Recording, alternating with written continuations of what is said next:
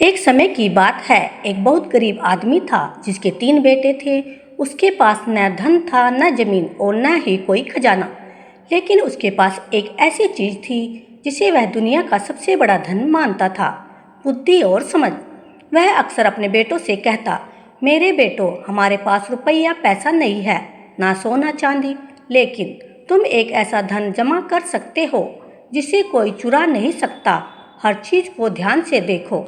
मेरे बेटो, हमारे पास रुपया पैसा नहीं है, न सोना चांदी, लेकिन तुम एक ऐसा धन जमा कर सकते हो जिसे कोई चुरा नहीं सकता। वह क्या है पिताजी? मेहनत और ईमानदारी। हम कमाएंगे।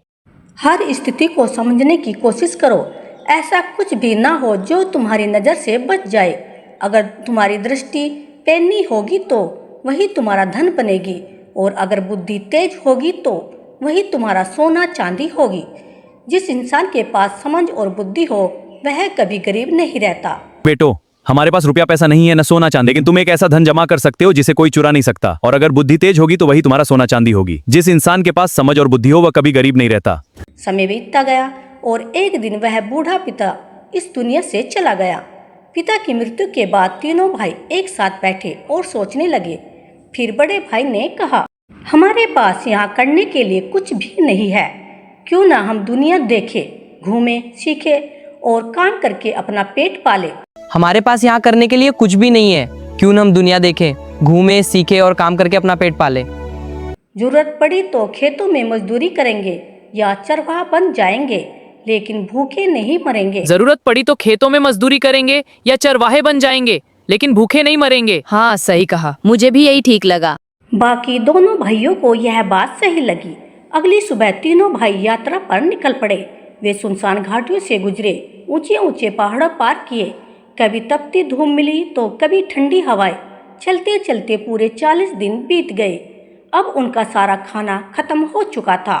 थकान से उनके शरीर टूट रहे थे, पैरों में छाले पड़ गए थे, लेकिन फिर भी वे चलते रहे। और फिर एक दिन दूर उन्हें कुछ पेड़ दिखाई दिए। थोड़ा आगे बढ़े तो मकान नजर आने लगे। वे समझ गए कि आखिरकार वे एक बड़े नगर के पास पहुंच चुके हैं। तीनों भाई बहुत खुश हुए और तेजी से नगर की ओर बढ़ने लगे। जब वे नगर के बिल्कुल पास पहुंचे तो अचानक सबसे बड़ा भाई रुक गया। उसने झुककर जमीन का ध्यान से देखा और बोला, थोड़ी देर पहले यहाँ से एक बहुत बड़ा ऊंट गुजरा है। थोड़ी देर पहले यहाँ से एक बहुत बड़ा ऊंट गुजरा है।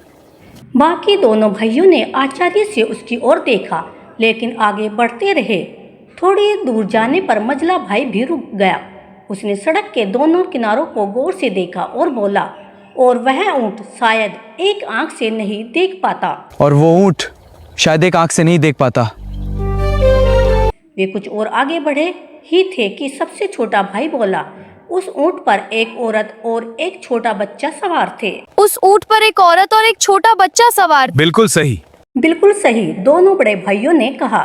कुछ देर बाद सामने से एक घुड़सवार तेजी से आता दिखाई देता। वह बहुत परेशान लग रहा था। सबसे बड़े भाई ने उसे रोककर पूछा, क्या तुम किसी खोई हुई चीज को ढूंढ रहे हो? घुड़सवार ने तुरंत घोड़ा रोका और बोला, हाँ। क्या तुम्हारा ऊंट खो गया है? हाँ। क्या वह बहुत बड़ा था? हाँ। मझला भाई ने पूछा, क्या वह एक आंख से नहीं देख पाता था? घुड़सवार चौंक पड़ा, हाँ बिल्कुल। तभी सबसे छोटा भाई ने पूछा, और क्या उस पर एक औरत और एक छोटा बच्चा सवार था? क्या उस पर एक औरत और एक छोटा बच्चा सवार था? हाँ, मुझे भी यही लगा। अब घुड़सवार का चेहरा बदल गया। उसने शक भरी नजरों से तीनों भाइयों को देखा और गुस्से में बोला, अच्छा, तो मेरा ऊंट तुम लोगों के पास है। सच सच बताओ, तुमने उसे कहाँ छिपाया है?